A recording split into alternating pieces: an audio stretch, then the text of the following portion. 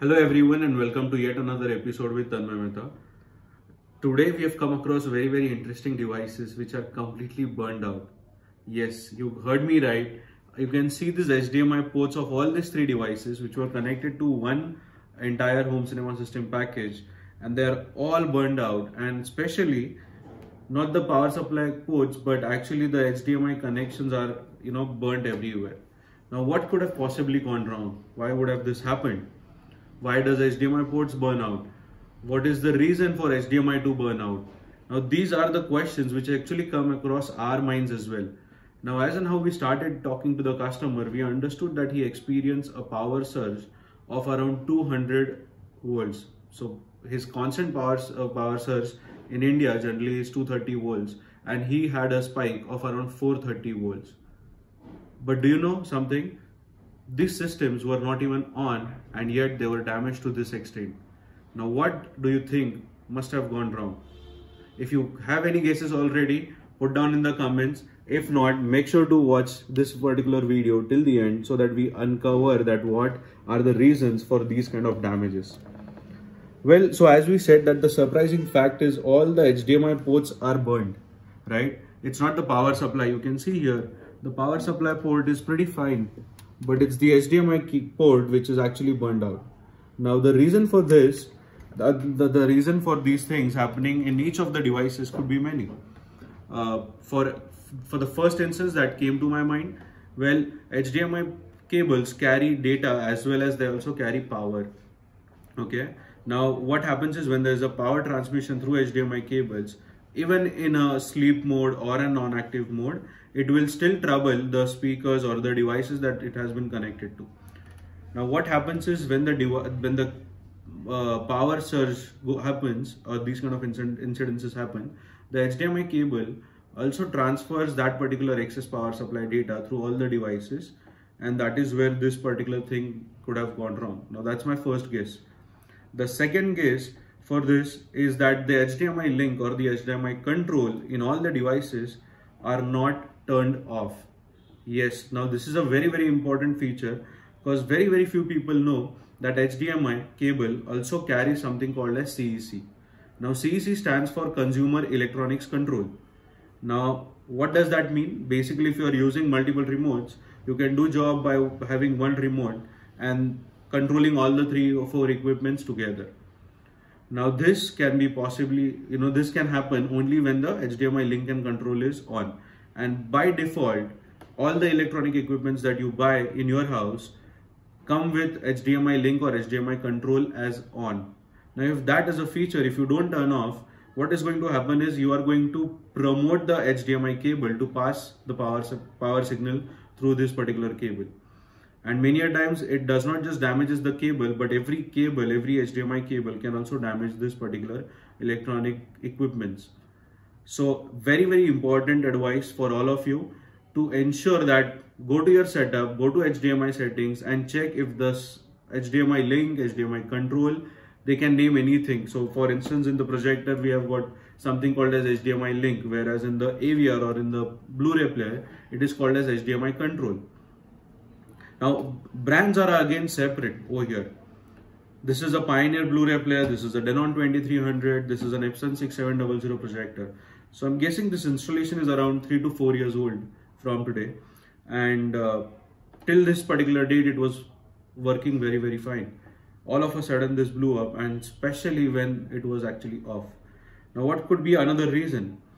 Well, it can be because of the quality of HDMI cables. Many a times we are asked a question that why is it important to spend on cables? Why is cables a very integral part of any home cinema system? Why do we have to spend our budget on cables? Not many people know, but in few countries they actually observe a practice called 33%, which means that for your entire budget of your home cinema system, 33% is for video, 33% for audio and 33% for cables. Now the reason why 33% has to be allotted is to avoid these kind of damages. Any low quality, if you want to cut down on the cost, probably cables is the last thing that you would want to cut down the cost for. Because believe me, these products are going to be upgraded and you might change it after 3, 4 years, 5 years. but the cables, once concealed, there is very little that one can do. Now what has happened is probably the cables that are used obviously are damaged, but a bad cable can also be the reason for these kind of damages.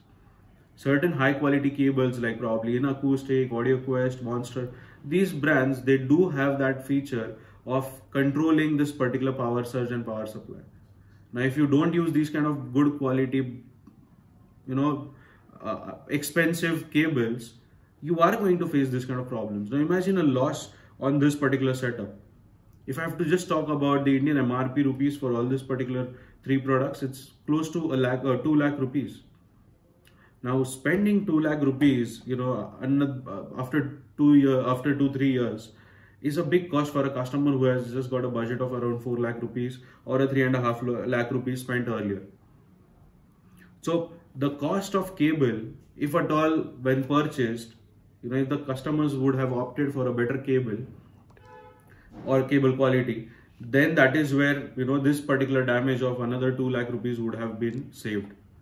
So cables, do not take them lightly, my friends. You have to ensure that you use very, very nice quality cables for any home cinema setups, because this happened to one of the customers. Next victim could be you. Now, another reason that why we think that this could have happened is if you see that ports, these are the ports which are actually interconnected. Like for instance, the HDMI out from this particular device went out to the projector. So that is why the out port and the input of this particular device is damaged. Similarly, this particular Blu-ray player was connected to a Blu-ray input, or the Tata Sky set-top box was connected to the cable satellite input. And if you actually watch it very closely, you would see that the HDMI cable slots have been actually burned. There are big gaps in there. The metal has actually, melted to some extent. So these are the severe problems that these, low quality HDMI cables or HDMI power link or control, if not kept off, can cause to these particular devices. My teams are still struggling as to find what should be, what can we possibly think of doing this and how to repair this. But believe me, it's like changing the entire motherboard or changing the entire HDMI panel of all the devices. Now, one surprising fact is that even if the HDMI ports are damaged and the power supply port looks fine, the devices are still not working on. It means that it has become dead, and we need to actually investigate as to what all things are actually gone wrong. Is it also the power supply internal board? Is it the connection between the supply board or the SMPS and the HDMI ports? We are going to obviously check out on that, and we'll keep you updated. But the reason to do this particular video is obviously to help you understand that why is it important to spend on cables. Cables play a really, really important role in controlling your system. The cables are the ones which are like the veins in your body. The veins carry blood to each and every corner of your body, and those veins are very, very important. If any particular vein gets damaged, it's not just the vein, but it's that particular body part also that stops working. And this is a classic case of a same, example. The cables have gone wrong probably, and that is why these particular devices have also, been dead. So next time if you ask your consultant that, hey, why do I need to be charged XYZ dollars or XYZ rupees for the cable? Can't I just buy a local cable and get my work done? All you have to do is probably share this video with them and tell them, hey, this is what can happen. And that time, this particular cost will be way higher than what you will try to save now. So what do you want to do? Do you want to save the cost now, or do you really want to save your, save the device's cost in future? So if you're really worried about this particular device's health, make sure that you don't compromise on the cables. Now, certain things that you can actually use for these particular problems or to avoid these problems is that you can use a power surge protector. A surge protector can actually help reduce this particular peaks or voltage peaks that are generally observed. I just recently saw that there are HDMI surge protectors as well, which means because they realize that these kind of power surge can damage the HDMI cable first, and cause of the HDMI cables it can damage the devices. There are HDMI surge protectors which are available. Yes, few of the companies are in testing phases, but yes, if you want, you can try the ones that are available and see if that works. But never ever connect these devices directly to any normal power supply board or a house which does not have any surge protector. So make sure that you have surge protector as a mandatory practice to play these devices, because these are very, very expensive gear that you are investing in. Now, when you invest an heavy amount in any particular electronics gear, you just don't have to worry about the device, or you just don't have to take care of the device only. You need to take care of each and everything. There is something called as power conditioners. So power conditioners are nothing but doing the same job like power surge protectors, but obviously are way better in terms of controlling the sine wave in an electrical transmission.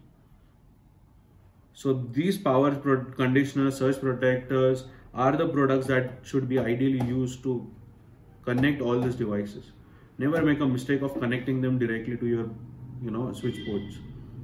You need to first ensure if your house is completed under surge protection. Now, this particular client actually lost, did you know what is the amount of money he lost in all this power spike? His 4-ton AC got damaged. His Samsung QLED TV got damaged. His fridge in the house got damaged. His equipments, all his home cinema equipments have gotten damaged. And these are just the few items. He even had his the door lock, electronic door lock, which was also damaged because of this particular power transmission. Now, obviously, these are the devices which are not controlled by HDMI, but obviously they are controlled by some sort of power supply. And when you don't have any particular surge protector used in a house, all these electronic equipments are going to go for a toss. And today in our houses, we have minimum of 10 to 20 electronic devices that we all carry in our house. Now, one surge or one spike can actually, wipe away all these electronic goods that you possess. If you want to really keep them safe, secure, the first thing that you want to do in your house is to have a very nice quality surge protector which can ensure connection to all the devices in your houses, which means that all the sockets of your houses are covered under this particular surge protection. Last look that I'm going to give you, because it really surprised me, it really shocked me rather than surprised, when I came across this particular device and I was like, wow, this can be the intensity of how a blown out can be. So you can see that how the HDMI ports are completely damaged. I can just think of how the cable must be right now. I have not seen the cable, but I'm sure that the HDMI ports of the cable are also totally blown off. So this HDMI port, output port of this particular Denon AVR 2300, it's gone. This has been completely turned black. Now this black is more dominant on this because this projector is white. So you can see now there are two HDMI ports. The one port is where probably the HDMI cable was connected, and that is the reason why you can see more of blackness or the burnt reaction only on that particular cable. The second cable, you can't even read what is written below that cable, because if you see the second HDMI output, you can actually read out that it is an MHL output, but for the first you really can't even make out what was written over there. It's that bad. We can just imagine, but I'm sure that these devices must have gone through hell when this particular thing must have happened. So once again, make sure that you never ever compromise on the cables, because next victim can be you. So don't invest in the gear if you can't really take care of the cables.